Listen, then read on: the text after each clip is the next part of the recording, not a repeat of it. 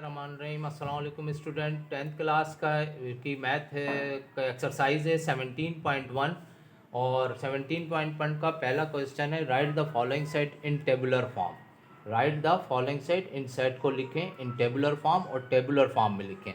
अब सबसे मेन चीज़ जो है कि आपको टेबुलर फॉर्म क्या होती है। अगर हम टेबुलर फॉर्म को आसान अल्फाज में डिफ़ाइन करें तो आप जो रूटीन में सेट लिखते हैं, जैसे कि सेट ए है, अगर हम इसको लिखते हैं 1 2 3 4 5, ये टेबुलर फॉर्म है। इसके सिवा अगर हमारे पास कोई दूसरा सेट है जैसे कि AEIOU, ठीक है, ये टेबुलर फॉर्म है।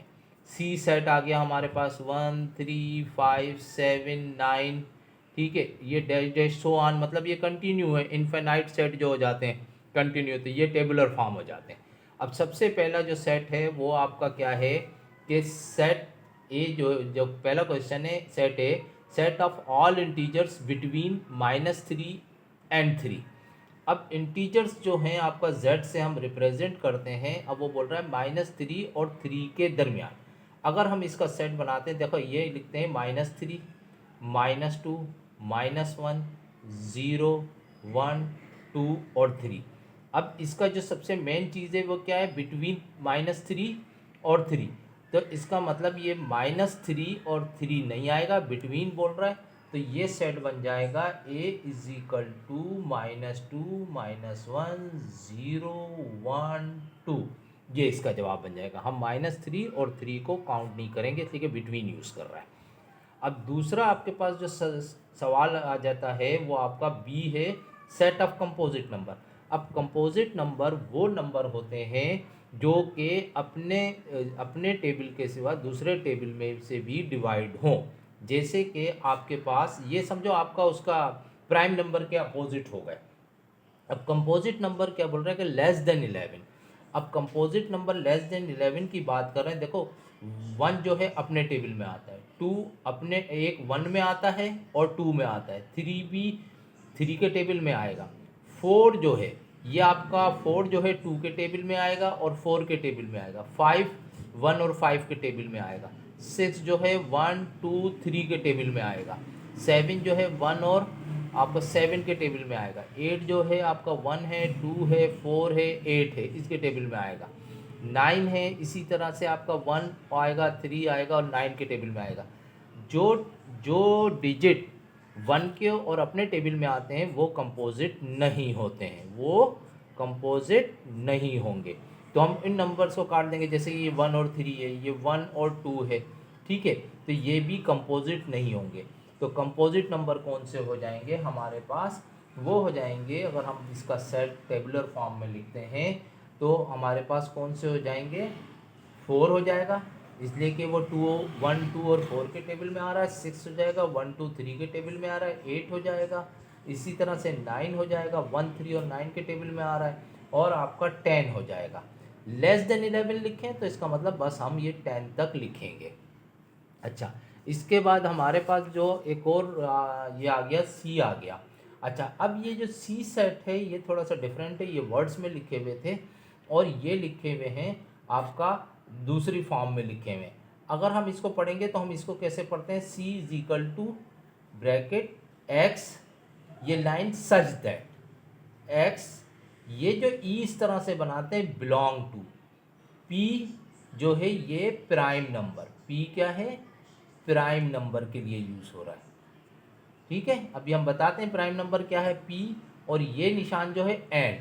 अब यहाँ देखो x लिखा है और ये आपका x यहाँ से पढ़ेंगे x is greater than 5, x is greater than 5 या 5 इज लेस देन x, ठीक है, और x इज लेस देन या इक्वल। ये जो आपका एक और हमने लाइन लगाई है, ये दोनों लाइनें मिला के ये इक्वल की बन गई। तो 5x जो है वो आपका लेस देन है या बराबर है 13 के। अब प्राइम नंबर कौन से होते हैं, प्राइम नंबर वो नंबर होते हैं जो 1 के टेबल में और अपने टेबल में आए। अब प्राइम नंबर की अगर हम मिसाल लेते हैं तो वो आ जाएगा आपका 2 आ जाएगा, 1 और 2 के टेबल में आता है। 3 आ जाएगा, 1 और 3 के टेबल में आ जाएगा। 5 आ जाएगा, 1 और 5 के टेबल में। और आपका 7 आ जाएगा, 1 और 7 के टेबल में। 8 नहीं आएगा इसलिए कि 2 4 8 आ जाए से डिवाइड हो रहा है, 9 नहीं आएगा, 10 नहीं आएगा, इसके सिवा आपका 11 आएगा जो 1 और 11 के टेबल में। अब वो क्या बोल रहा है, 13 तक बोल रहा है। 13 को भी देखें तो 13 1 और 13 के टेबल में आता है। तो यहाँ इसका जो सेट बनेगा सी का वो इस तरह बनेगा कि हम जो लिखेंगे, हम लिखेंगे कहाँ से, ये x ग्रेटर देन 5, इसका मतलब 5 से बड़े। जब 5 से बड़े की बात करेंगे तो 6 नहीं आएगा, 6 नहीं आएगा इसलिए कि 6 में 1 का टेबल भी जा रहा है, 2 का टेबल भी और 3 का। तो ये आपका आ जाएगा 7 आ जाएगा, 8 नहीं जाएगा, 8 पे 2 का भी जाता है, 4 का भी जाता है, 8 का भी जाता है, 9 1 3 9 का टेबल जा रहा है। उसके बाद आपका 11 का टेबल आ जाएगा, 10 का भी नहीं जाएगा और 13 का।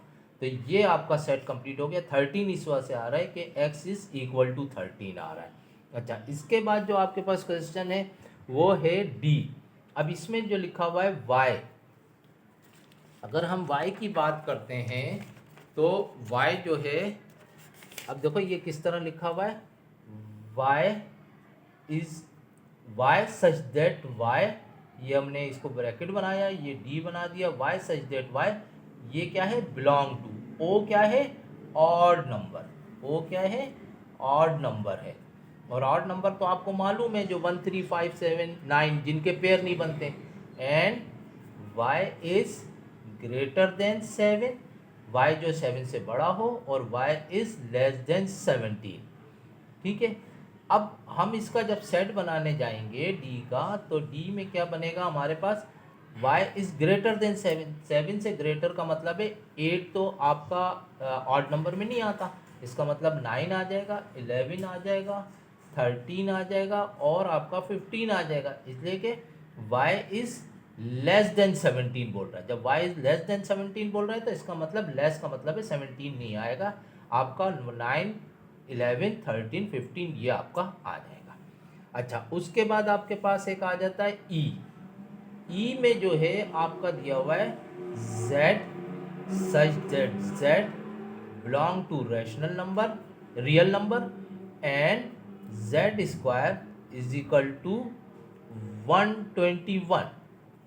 अच्छा, अब z square is equal to 121 है, अगर हम इसकी z की वैल्यू मालूम करें, z square is equal to 121, तो अगर हम इसको हम क्लियर करते हैं रूट लेकर, तो ये आपका z इज इक्वल टू, जब भी रेडिकल से चीज़ बाहर आएगी तो प्लस माइनस ये 11 हो गया, तो इसका मतलब e जो है आपका वो बन जाएगा -11 और प्लस का 11। ठीक है। अच्छा, अब आपका लास्ट क्वेश्चन जो रह गया, वो आपका लास्ट क्वेश्चन जो है वो आपका आ गया P, देखें P सच दैट, अच्छा मैं इधर ही समझा देता हूँ, P such that P belong to, Q किस लिए यूज होता है, रैशनल नंबर के लिए, and P square is equal to -1। अच्छा, अब आपको एक चीज़ जहन में होनी चाहिए कि किसी भी चीज़ का, फॉर एग्जांपल हम स्क्वायर लेते हैं, P square is equal to 1 और P square is equal to -1। अब अगर इसका हम स्क्वायर भी लेते हैं 1 का तो ये 1 ही आएगा, अब -1 का स्क्वायर लेते हैं वो भी 1 ही आएगा, इसलिए कि -1 multiply -1 is equal to minus minus plus, और 1 1 ज़ा 1। तो इसका मतलब जब भी कोई ये पी स्क्वायर का जवाब ये -1 नहीं आ सकता, तो ये वाला सेट जो होगा आपका नल सेट होगा, या आपका आप इस तरह लिख लें खाली सेट, या इस तरह लिख लें। ठीक है, ये आपका कंप्लीट जो है 17.1 का पहला सवाल कंप्लीट हो गया। Thank you.